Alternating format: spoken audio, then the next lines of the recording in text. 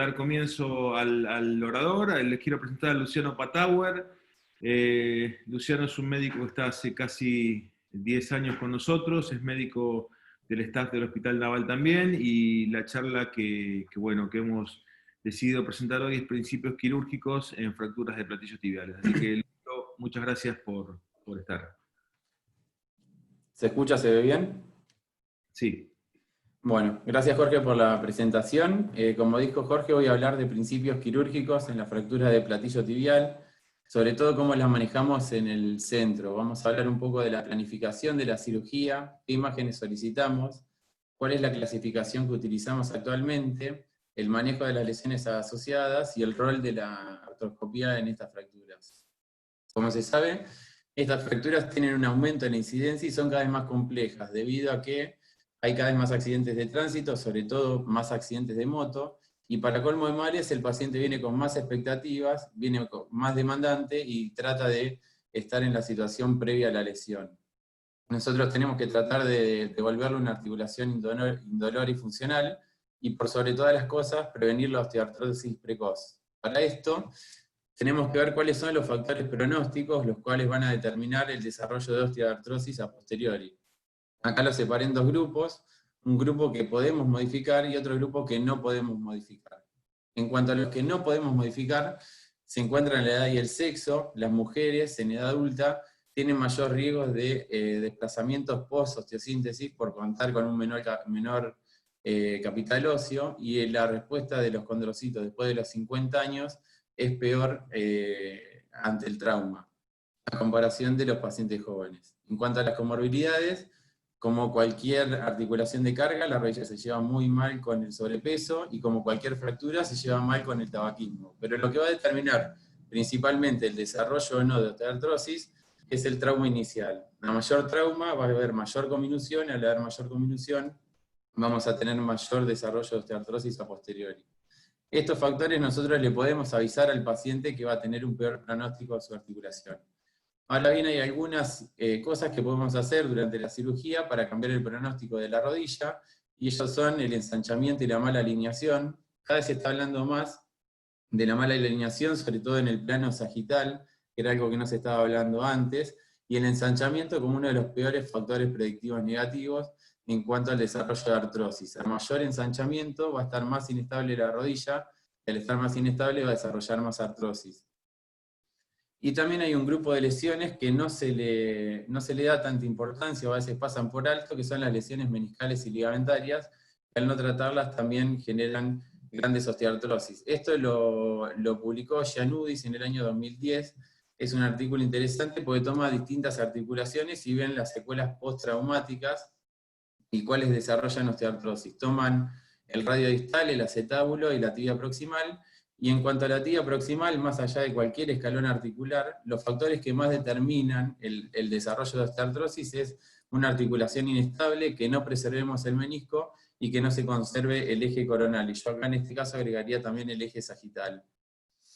En cuanto a nuestro planning, solicitamos imágenes, tratamos de pedir todo lo que nos aporte la mayor cantidad de información posible, radiografías, tomo, resonancia, y en lo posible, de ser necesario, reconstrucciones 3D. Con esto nosotros vamos a ver el mecanismo de lesión, las lesiones asociadas y clasificar la fractura.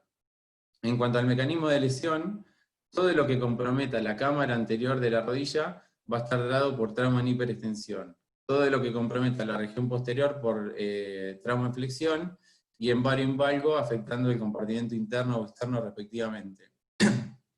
Y las lesiones multidireccionales van a dar patrones combinados. Pero quiero que presten atención sobre todo al compromiso posterior en los traumas en extensión y flexión, que son generalmente dados en los accidentes en moto, que es la posición que adopta el motociclista.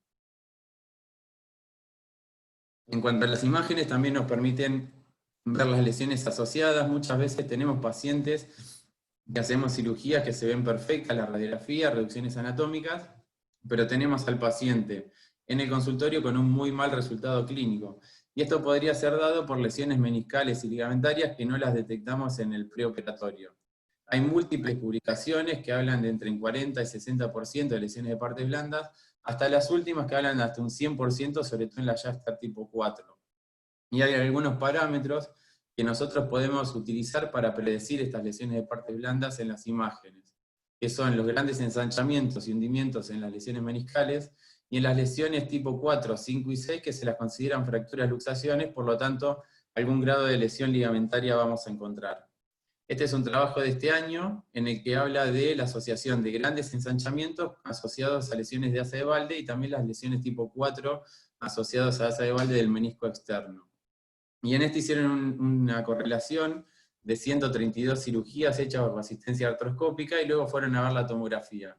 Y vieron, entre otras lesiones, porque se vio de todo, en grandes hundimientos de más de 11 milímetros, una alta asociación con lesiones del menisco lateral. Las lesiones del menisco lateral eran generalmente en la unión menisco-capsular y lesiones, rupturas radiales, y las avulsiones del ligamento cruzado anterior, sobre todo cuando hay compromiso de la columna anteromedial o posterolateral. Pero lesiones vieron de todo y lo más frecuente era esto.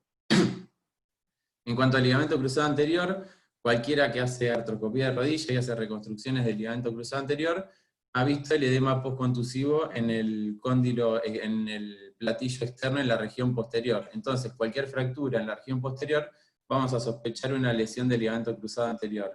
Y en este trabajo de la Prade, habla de la correlación entre la impactación en el complejo posterolateral con otras lesiones asociadas. Y habla de que cuanto mayor sea el compromiso de cizallamiento o hundimiento en el complejo posterolateral, vamos a ver mayor incidencia de lesiones del cuerno posterior del menisco externo, e inclusive lesiones de la raíz meniscal o lesiones en rampa. De esto quiero que se lleven entonces lesiones del complejo posterolateral, sospechar lesiones meniscales además del ligamento cruzado anterior. Acá hice un pequeño resumen para no marearlo de las dos lesiones más frecuentes. El menisco lo vamos a sospechar, sobre todo en lesiones tipo 2, 3 y 4, y el ligamento cruzado anterior en las tipo 4, 5 y 6. Pero sobre todo fíjense en el tipo 4 cómo se repiten los dos patrones. El menisco también sospecharlo cuando hay grandes ensanchamientos y hundimientos, y acuérdense del asa de Walde en los ensanchamientos, y el ligamento cruzado anterior sobre todo cuando hay compromiso en el complejo posterolateral. Esta es una lesión que muchas veces pasa desapercibida o son maltratadas, que se llama lesión en diagonal. Tiene una incidencia del 9,5%. Este es un trabajo de este año, pero ya viene descrita desde hace varios años. En este trabajo la divide en dos grupos. Son fracturas del platillo anteromedial con lesiones del complejo ligamentario posterolateral. Si afecta menos de un cuarto del platillo anteromedial, la llaman fractura de Segon reversa y están altamente asociadas con lesiones del ligamento cruzado posterior. Ahora, si afectan más de un cuarto del platillo tibial interno, están asociadas al cruzado posterior y el complejo posterolateral. Y lo más importante de este trabajo es que hablan de que hay que buscar hacer una reducción anatómica y que quede muy estable el fragmento anteromedial porque genera mucha inestabilidad, sobre todo se subluxa el cóndilo, cambia el slot tibial, y además si queda alguna inestabilidad residual, hacer la reconstrucción del complejo posterolateral a posteriori una vez que se cura la parte ósea. Porque estas fracturas tienden a generar grandes varos secuelares, que esto después lo van a ver con los casos de Matías. Pero lo que quiero que se lleven es de que al parecer una fractura tan pequeña puede generar una gran inestabilidad en la rodilla. También habla de asociación con lesiones meniscales y otros tipos de ligamentarios, pero lo principal es el cruzado posterior y el complejo posterolateral. También las imágenes nos sirven para clasificar las fracturas, han evolucionado con el paso del tiempo y en la bibliografía hay más de 38 clasificaciones. Comenzaron en la década del 50 con Palmer y Hall y las separaban en divisiones, hundimientos y bicondilares. En estos trabajos no eran solamente clasificaciones, sino también mostraban los resultados clínicos con tratamientos con manipulaciones bajo anestesia y yeso. Se empezaban a mostrar las primeras RAFIs, que eran diseñadas y manufacturadas por los propios cirujanos, y daban algunos tips quirúrgicos, como por ejemplo resecar todo el menisco para ver bien la superficie articular que iban a reducir, y mostraban las osteosíntesis correspondientes. En la década del 60 se avanzó un poco más con las clasificaciones, se liberó un poco más la rodilla, se le empezó a tratar de dar un poco más de movilidad y fueron un poco menos permisivos con los ejes. Muestran los resultados de los tratamientos con ligamentotaxis únicamente de grandes hundimientos 14 años después, y mostraban que los pacientes por ahí estaban grandes inestabilidades y terminaban en artrosis. Las osteosíntesis fueron un poco... ¿Se escucha? Ahí está. Las osteosíntesis fueron un poco más modernas, se empezó a utilizar el injerto óseo y también la utilización de rayos intraoperatorios. Hasta que en la década del 70 se revolucionó todo con estos trabajos del Dr. Shuster, que empezó a aplicar los conceptos AO en las fracturas de tibia. En el primero hablaba de toda la tibia, y en la tibia proximal describía 6 patrones de fractura, y le aplicaba los principios de compresión interfragmentaria. Y luego, en el 78, describe bien en una serie de 94 fracturas los 6 patrones que todos conocemos, que es la clasificación que usamos durante muchos años, con la osteosíntesis correspondiente a cada patrón de fractura. Y el doctor Shuster, que aún vive, dice desde ese momento que la rodilla puede aceptar pequeños escalones articulares siempre que la rodilla esté alineada en el plano coronal y se encuentre estable. En los 80 la O saca su clasificación, pero los problemas de estas clasificaciones es que tenían en cuenta el plano bidimensional, no tenían en cuenta el plano sagital. Y con el advenimiento de la tomografía se le empezó a dar mucha más importancia a la región axial, a los cortes sagitales, a los cortes axiales, y empezaron a ver estos errores en las osteosíntesis por obviar los fragmentos posteriores. Fíjense cómo se obviaban los fragmentos posteriores en la osteosíntesis, probablemente porque no se estudiaban en el preoperatorio, generando grandes inestabilidades y con la consecuente osteoartrosis. Entonces se le empezó a dar más importancia al fragmento posterior. En esta serie de 525 fracturas, evaluadas por tomografía, observaron que casi el 30% de las fracturas tenían compromiso del muro posterior, ni hablar las bicondilias de un 75%, y las Shuster tipo 4, más del 50% tenían compromiso del fragmento posterior. Entonces él empezó a buscar la manera de incluirlas en las clasificaciones, y lo encontró el doctor Luo en el año 2010, en el que nos explicó este concepto de 3 columnas. Tomó el centro del platillo tibial y trazó 3 líneas, una al borde posterior de la cresta tibial, otra al borde anterior del peroné, y otra al centro de la tuberosidad anterior de la tibia. Describe un decúbito que lo describe como flotante, que sirve para el tratamiento combinado de estas fracturas, y el abordaje correspondiente para la columna posterior. En el año 2014, a pesar de todo lo que nos ocurrió, el doctor Chang toma la clasificación del doctor Luo, pero dice que el fragmento posterior no lo podemos tomar como un fragmento único, porque tienen una anatomía completamente distinta. En el complejo posterior-lateral tenemos la presencia del peroné, son fracturas que tienen otro tipo de patrones. Generalmente el posterior-medial es un fragmento único en forma de cono invertido, y muchas veces no se puede llegar desde posterior-medial a posterior-lateral. Entonces divide el platillo tibial en 4, tomando la columna posterior en 2 fragmentos independientes, y tratándolo con la correspondiente osteosíntesis. Después aparecen más clasificaciones, este del 2016, que habla hasta de 10 columnas, pero en el 2018 nos traen un poco más de claridad el doctor Kafuri y nuevamente el doctor Shuster. Toma la vieja clasificación, la que todos conocemos, que estamos familiarizados y que entran en casi todos los patrones de fractura que vemos, y le dan este concepto de tridimensionalidad. Lo que hacen es tomar un ecuador. Este ecuador va a estar dictado por las inserciones ligamentarias, que son las que muchas veces nos determinan por dónde vamos a hacer el abordaje. Entonces el ecuador va a ir desde el borde anterior del ligamento colateral lateral, que corresponde con la cabeza del peroné, al borde posterior del ligamento colateral medial superficial, que corresponde con el borde posterior de la cresta tibial. Este es fácilmente identificable en la tomografía, y nos da 2 cámaras, una cámara anterior y una cámara posterior, que es más pequeña. Luego se traza una línea antero-posterior, que va desde el centro de la tuberosidad anterior de la tibia hasta el ligamento cruzado posterior, y tenemos los 4 compartimentos. Esto nos va a dar una mejor comprensión de la anatomía axial. Podemos ver bien los trazos de fracturas, si son más anteriores o son anteriores y posteriores y demás, pero lo más importante es que tenemos una comprensión tridimensional del trazo de fractura principal, no solo en el plano axial, sino la extensión de las fuerzas hacia la metáfisis, que es lo que nos va a dar el plano de inestabilidad. Entonces vamos a poder identificar el vértice, que es el lugar por donde nosotros vamos a hacer el abordaje. Donde se encuentra el vértice de la fractura es por donde vamos a hacer el abordaje y vamos a hacer la reducción. Si necesitamos poner un dedo para mantener reducido ese fragmento, es donde se va a colocar esa placa de sostén que tiene que ir paralela al trazo de fractura que estamos sintetizando. En cuanto a nuestro planning, ya una vez que ya tenemos hecha la clasificación, vamos a ver primero la disposición de quirófano, sobre todo si vamos a hacerlo bajo asistencia artroscópica, vamos a tener mucho instrumental, y si el quirófano es chico, vamos a trabajar incómodos si disponemos mal todo el instrumental. Entonces, supongamos que acá estoy por operar una rodilla izquierda, me gusta poner el equipo de rayos que entre por el lado contralateral a la rodilla que vamos a operar, el monitor de artroscopía del lado homolateral, y el monitor de rayos en el hombro contralateral. Entonces, con un golpe de vista hacia la cabecera del paciente, yo veo los dos monitores y el equipo de rayos no me molesta. Y en los pies del paciente, la instrumentadora con la caja de ortopedia. En cuanto al posicionamiento del paciente, si la fractura es puramente compromiso anterior, el abordaje va a ser anterior.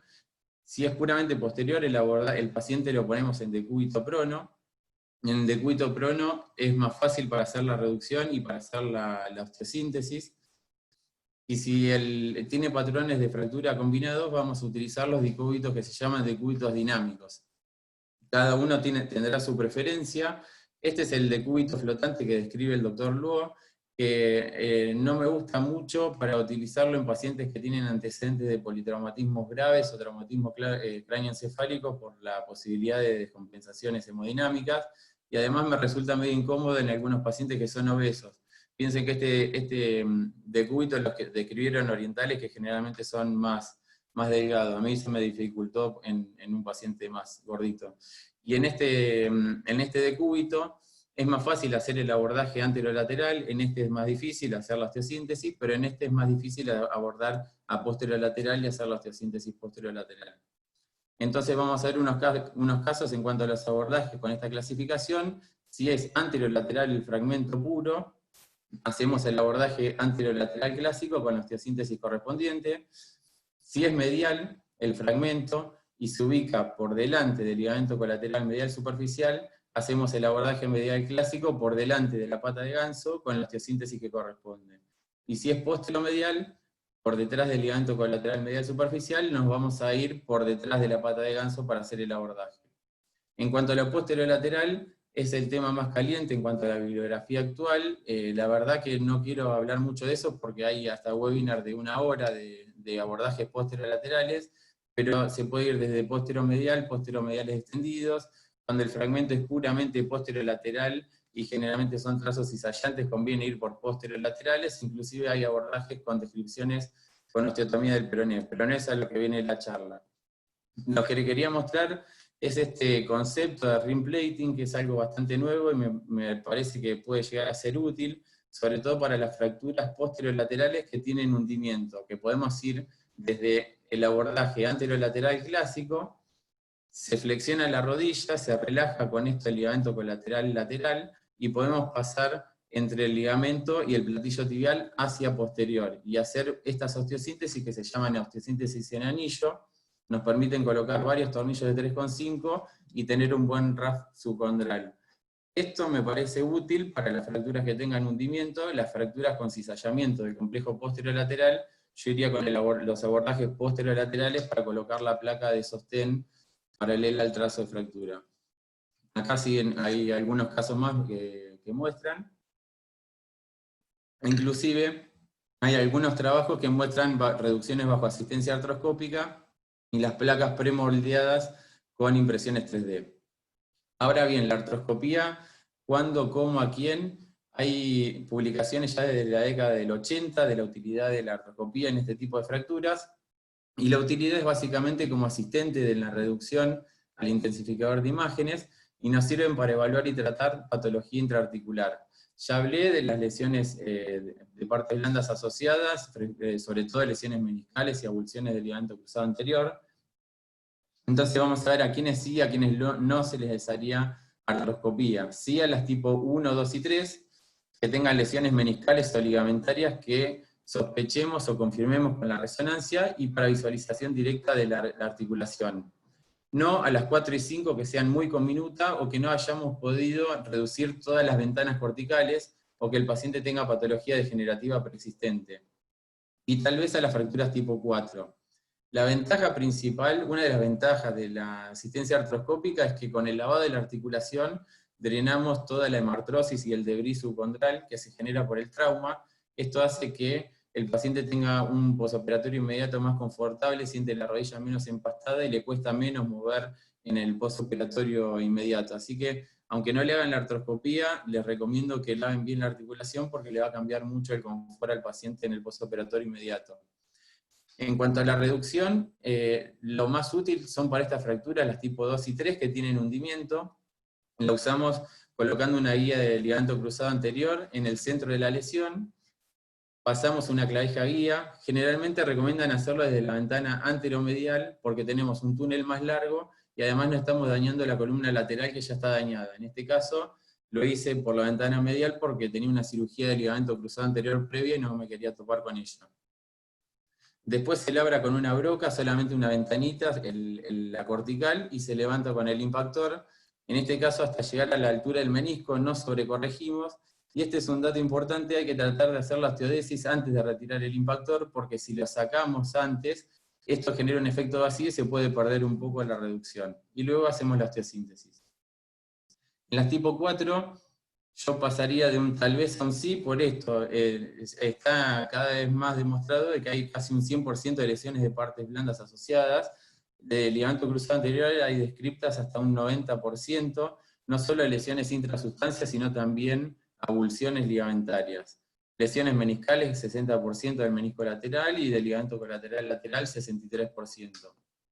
Y en las tipo 5 o 6, hay alguna gente que lo utiliza, sobre todo en las tipo 6 que tienen algo de incidencia en las lesiones avulsivas del ligamento cruzado anterior para hacer la reducción bajo asistencia artroscópica. El miedo de todos es el síndrome compartimental. De este hay mucha publicación, hay algunos que hablan de hasta solamente 4 casos en 8.500 artroscopías. La verdad que la bibliografía es bastante dispar. Lo único que sí sepan es que es más frecuente en las tipo 5 y 6, y que si lo van a hacer, traten de prevenirlo. Y esto se previene no utilizando bomba, si pueden no usen el manguito hemostático. En las tipos 5 y 6 sobre todo, traten de cerrar bien todas las columnas, y una vez que esté estable, hacer recién la artroscopía. Si le hacen con agua e irrigación, drenar la articulación lo más rápido posible, que la presión dentro de la rodilla sea lo más corta posible, y en lo posible hacerlo seca la artroscopía. En cuanto a los resultados comparativos entre hacerlo abierto versus artroscópico, en las tipo 1 no hay diferencia. En las tipo 2, 3 y 4 la asistencia artroscópica tiene mejores resultados clínicos. Y en las tipo 5 y 6 los dos tienen pobres resultados a mediano y largo plazo, pero la asistencia artroscópica tiene levemente menos tasa de infecciones, pero un poco más de síndrome compartimental. En cuanto a la indicación del tratamiento simultáneo de lesiones meniscales con la fractura, en los follow-up a los 12 meses son exactamente iguales, no hay diferencias clínicas entre repararlos y dejar la lesión. Pero en lo posible recomiendan reparar porque obviamente los cambios degenerativos a largo plazo van a ser mucho menores. Así que si se encuentran con una lesión meniscal, repárenla. Y lo mismo ocurre con las lesiones ligamentarias. A corto plazo no se ve ninguna diferencia, pero sí a mediano y largo plazo. Estos son los criterios del lugo de reducción que les recomiendo que lo hagan con toda fractura de platillo tibial. No solo toma el escalón articular, sino este ángulo que es el ángulo de la tibia tibial medial proximal, el slope tibial, el ensanchamiento, y si pueden, obviamente, compararlo con la rodilla contralateral, y si es posible, la tomografía. Esto nos habla no solo de la calidad de la reducción, sino de las posibilidades de inestabilidad y del desarrollo de osteoartrosis precoz. Esta inestabilidad puede estar dada no solo por las lesiones ligamentarias, sino por esto de los defectos óseos. Este es un trabajo del hospital italiano que lleva ya unos años y es bastante conocido, en el cual muestra claramente cómo insuficiencias ligamentarias como consecuencia de una secuela de una fractura de platillo tibial, tratada solamente con la osteotomía, levantando esta depresión, se vuelve a recuperar la tensión ligamentaria, y no hace falta hacer la reconstrucción. Y las reconstrucciones las dejaríamos para pacientes que tienen únicamente la lesión ligamentaria, que sea paciente joven, el hueso haya curado, y tenga inestabilidad objetiva y subjetiva, y no tenga cambios degenerativos. Entonces, como conclusión, cuando vayan a hacer una cirugía de platillo tibial, lo primero que tienen que buscar es que quede una articulación estable, preservar el menisco, y conservar el eje coronal y sagital. En cuanto a imágenes, pidan todo lo que pueda que les aporte para la clasificación, que nosotros recomendamos la de Cafuri, que nos ayuda para los abordajes y la colocación de placas. Busquen las lesiones asociadas, sobre todo de lesiones meniscales y ligamentarias. Si se topan con una lesión meniscal, repárenla. Si se encuentran con una lesión avulsiva ligamentaria, repárenla. Y si son intrasustancias, las pueden reconstruir en diferido.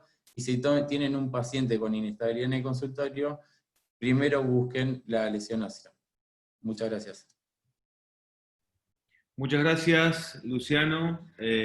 Badi, te doy la palabra a vos para que sigas con el tema preguntas.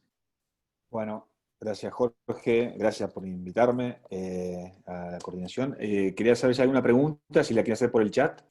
La verdad que la presentación fue muy buena, muy completa y muy clara. Yo te quería hacer una pregunta, Lucho. ¿Cómo haces un abordaje de una fractura yo para que quede más o menos claro, que sea bicondilia, o sea, de tipo 5? ¿Qué abordás primero? ¿El lado externo, el lado interno? ¿Cómo lo manejas? Generalmente las fracturas mediales, cuando son bicondilias y afecta, generalmente se compromete el complejo póstero-medial. El fragmento medial generalmente es un fragmento único, generalmente estos fragmentos son fragmentos cizallantes únicos, y son más fáciles de reducir. Generalmente hago recupero la altura del platillo, y después paso al lado lateral.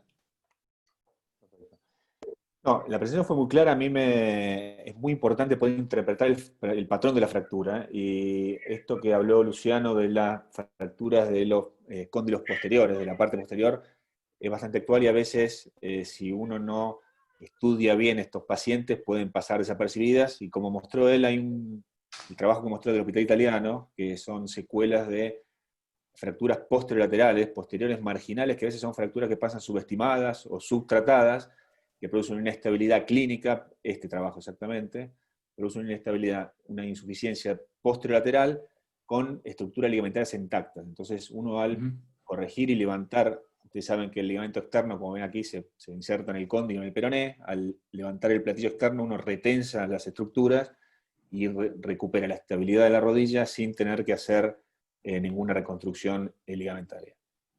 Aquí hay una pregunta de F. Manfring, el Lucho, que pregunta, ¿con qué frecuencia te parece que requerís el aporte de injerto óseo? Y si lo necesitaras, ¿qué tipo de injerto usás? ¿Usás de banco, o sustituto, o cresta? El injerto óseo, en cuanto a las publicaciones, hay muchas y hablan de si hay depresiones de más de 6 milímetros o más de 1 centímetro cuadrado.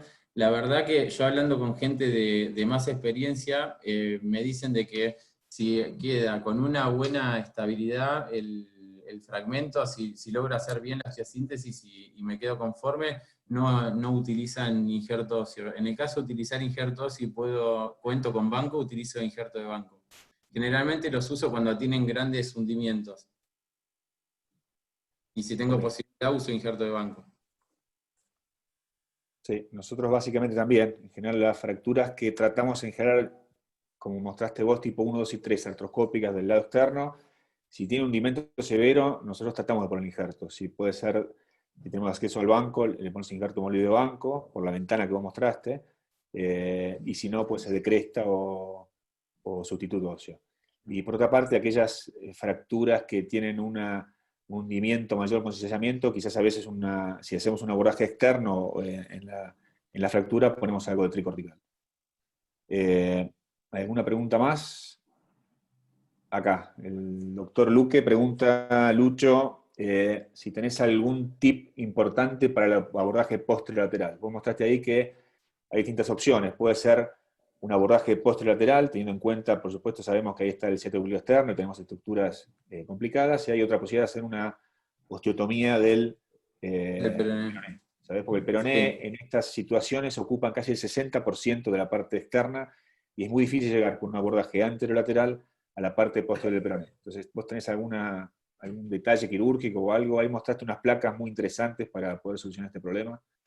Lo que hablan es que si es hundimientos, es difícil levantar hundimientos desde posterior. Recomiendan hacerlo desde anterior. Por eso mostré eso de la técnica del rim plating porque me pareció interesante poder llegar desde anterior y evitar el abordaje posterolateral. Los abordajes posterolaterales tenés una ventana de trabajo muy chica, tenés hasta casi apenas 5 centímetros de trabajo porque abajo pasa la trifurcación. Lo que vi, esto lo saqué de una charla, de un webinar que era de fracturas posteriores, solamente posteriores. Hablaba de que si el fragmento posterolateral viene desde posteromedial y es chiquito, se puede llegar por posteromedial únicamente. Si es un poco más extendido, podemos extender el posteromedial, y si no, hacer los abordajes posterolaterales. La verdad, las osteotomías del peroné, yo no hice nunca ninguna y no sé si la haría. Okay. No tengo experiencia. Yo tampoco. En general, los hundimientos posterolaterales en general son por hundimiento y los posteromediales son más cizallantes. Y digamos, identificar estos patrones de fractura son claves para poder abordarlo primero, porque muchas veces el error en el abordaje nos lleva a un error del tratamiento y esto lleva a problemas después serios de difícil solución. Entonces, el poder determinar antes el patrón de fractura, antes de determinar el tratamiento que vamos a hacer, es muy importante. Y en general es un lugar difícil de llegar, como decís vos. ¿Alguna otra pregunta? Yo te quería preguntar una cosa más, y es en las fracturas que vos sabés que va a ser artroscópica, o sea, que determinás que vas a tratar de hacerlo todo artroscópico, que serían la 1, 2 y 3 de Jachter, del platillo externo. ¿Y cómo vas preparado a la cirugía? ¿Vos llevás sutura meniscales, llevás una placa también por las dudas que no lo puedas reducir correctamente? No, tenemos las agujas y el PDS para hacer las suturas meniscales, o de hecho también se pueden hacer a cielo abierto, pero tenemos el PDS y las agujas en el hospital para hacer la sutura en el mismo momento. ¿Y placas de qué? Eso no entendí, ¿placas de qué? No, vos cuando reducís artroscópicamente un acizallamiento o un hundimiento, Sí. ¿qué tornillos usás? ¿Tornillos canulados? ¿Tornillos de esponjosa? ¿Le pones alguna placa? No, generalmente uso tornillos de esponjosa de rosca parcial. Perfecto. Padi, creo que está conectado Rodrigo también. Rodrigo, ¿querés hacer algún aporte o querés indicar algo? No, me parece muy, muy interesante la charla. Buenas tardes. Muy bien, Hola, Lucho, Rodrigo. tu presentación. Pucha, son tantos temas que quedó como muy complejos, muchos temas, ¿no? Como ahí dice también Edu, si podemos hablar una hora de cada tema. Lo único que por ahí aclararía el tema del injerto óseo, que preguntó el doctor Manfrin, y Lucho lo pasó medio como que sí, a veces sí. Yo le doy mucha importancia al injerto óseo, sobre todo en esta fractura del platillo tibial, que como sabemos es mucho hueso esponjoso, y cuando es una fractura siempre tiene hundimiento y siempre tiene falta de hueso. Entonces cuando hacemos la reducción siempre nos queda un hueco ahí que a mí me gusta rellenarlo. Así que yo le doy mucha importancia al injerto óseo y siempre pido halo para una fractura del platillo tibial para rellenar y que por lo menos a futuro tenga menos posibilidad de que se me vaya a aplastar o tener un problema de osteosíntesis. Y con respecto a la reducción, con la artroscopía, que recién decía Lucho, los tornillos, la verdad que los tornillos usamos mucho tiempo tornillos, pero ahora prefiero siempre placa de sostén. Me parece que soy un poquito más agresivo con esta fractura porque viendo el postoperatorio me gusta ser más agresivo con injerto y con osteosíntesis. Nada más, pero bueno, felicitaciones a Lucho por la charla, ¿no? Gracias, Rodrigo. Perfecto, gracias, Rodrigo. Hablando del posoperatorio, acá hay una pregunta, Lucho, es que ¿cómo manejas un posoperatorio de un Jasker 1, de un cizallamiento más plástica elemento cruzado, que no es tan frecuente la asociación, pero esta es la pregunta? En cuanto a la inmovilización, Sí, al posoperatorio. Movilización, ¿cuánto tiempo lo dejas de descarga posoperatoria? de descarga en promedio son 6 semanas, después empiezan con 2 semanas de carga parcial y después carga completa, protegido con muletas. La recomendación es hasta ver 3 puntos de consolidación en las radiografías para empezar a darle carga. Y generalmente en los platillos se les suele dar movilidad temprana, y una de las cosas que recomiendan es la férula ponerla cuando duermen, porque tienden a poner la rodilla en flexión cuando duermen, y lo dejan sin férula cuando están en el día, y a la noche le ponen la férula para que no queden con contracturas en flexión. ¿Puedo hacer una pregunta? Por supuesto, doctor. A los que más experiencia tienen, a Badi, a Rodrigo, a Fede, a quien quiera contestar. En un jugador de fútbol, bueno, que tiene una lesión grave de rodilla, como nos ha pasado, con lesión del ligamento cruzado anterior, fractura tipo 2 del platillo tibial externo, y una lesión grado 2 del ligamento colateral medial. ¿Ustedes aconsejan tratar también la fractura? ¿Qué es lo más aconsejable? Porque tuvimos un caso de un jugador profesional con esta lesión, y la duda que tuvimos fue si tratar la fractura o no tratarla. El hundimiento que tenía era menos de 6 milímetros, 5 milímetros creo que era. Rodri, ¿te contaron? Yo te Sí, contesto. bueno, A ver. dale, Edu, porque yo tampoco la tengo tan clara. Al final voy a preguntar un caso muy parecido, Jorge, que es una fractura de platillo externo con hundimiento. Yo creo que Ok, todo lo hundimiento, vemos sobre todo el después. platillo externo, tenés que tratarlo.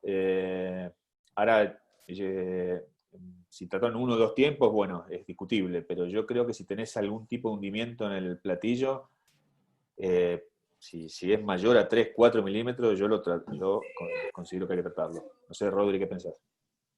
Sí, sobre todo si son pacientes jóvenes, deportistas, ¿no? Yo creo que ahí tenemos que ir tratar de llegar a la perfección con lo que es cartílago y todo eso, ¿no? Porque si no, esos hundimientos hacen que después la biomecánica de la rodilla no sea la misma y bueno, y eso te va a traer sintomatología, sinovitis, dolor, etcétera, etcétera. Así que yo creo que en pacientes deportistas jóvenes, por eso es importante la tomografía y la tomografía 3D para estos pacientes, para ver exactamente cómo es el trazo, cómo es el hundimiento. Y aparte, si es central, como mostró Lucho, se puede hacer una reducción artroscópica con una guía de cruzado anterior y impactando ahí la fractura con injerto de hueso y poner algún tornillo sostén nada más. No es una cirugía tan compleja y yo creo que a futuro yo creo que le va a dar beneficios al paciente. Gracias, Rodrigo.